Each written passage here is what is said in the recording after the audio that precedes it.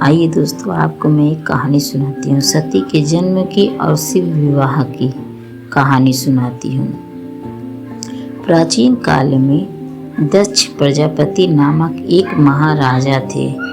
उनकी पुत्री थी जो भगवान शिव की परम भक्त थी। सती ने बचपन से ही शिव को अपना पति मान लिया था। दूसरी ओर दक्ष प्रजापति शिव को एक वैरागी, भस्मधारी और सामाजिक नियमों से परे मानते थे, इसलिए वे शिव को पसंद नहीं करते थे। सती ने कठोर तपस्या कर भगवान शिव को प्रसन्न किया। अंत में शिव ने सती को पत्नी रूप में स्वीकार किया और दोनों का विवाह हुआ। यह विवाह आत्मा और ब्रह्म का मिलन था। कुछ समय बाद दक्ष प्रजापति ने एक विशाल यज्ञ का आयोजित किया। उन्होंने सभी देवी देवताओं को आमंत्रित किया, परंतु जानबूझकर शिव और सती को नहीं बुलाया।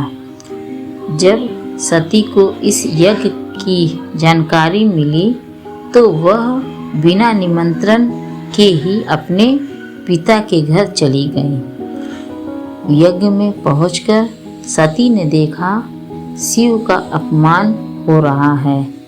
दक्ष ने शिव को अपशब्द कहे। यह अपमान सती सह नहीं कर सकी।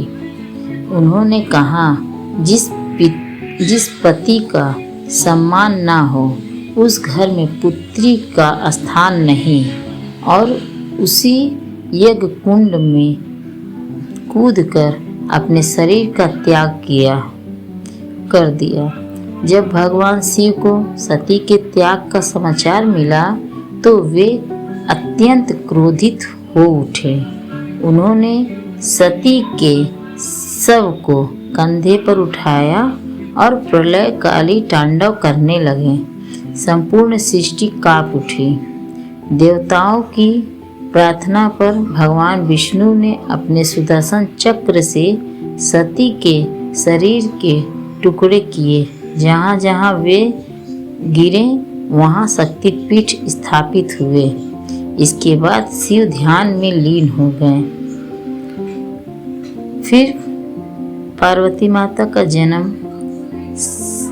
हिमालय के राजा हिमवान और रानी मैनावती के घर पार्वती के रूप में पुनः जन्म लिया।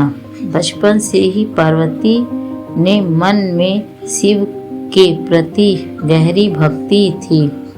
नारद मुनि ने भविष्यवाणी की थी, पार्वती ही शिव की पत्नी बनेंगी। लेकिन शिव तपस्या में लीन थे और विवाह के विमुख।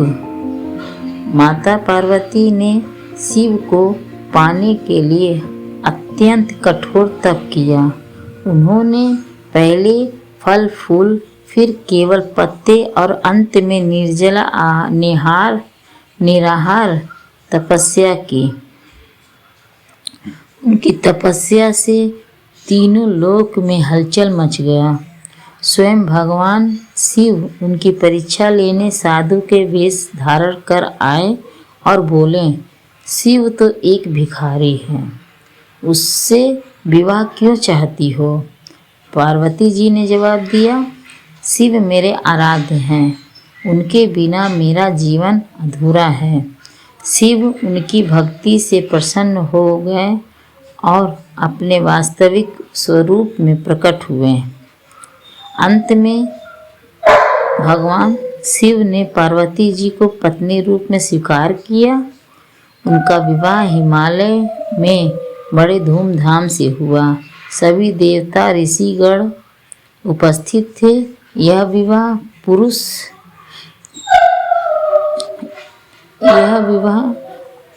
पार्वती जी का मिलन था। शिव और पार्वती जी का मिलन था,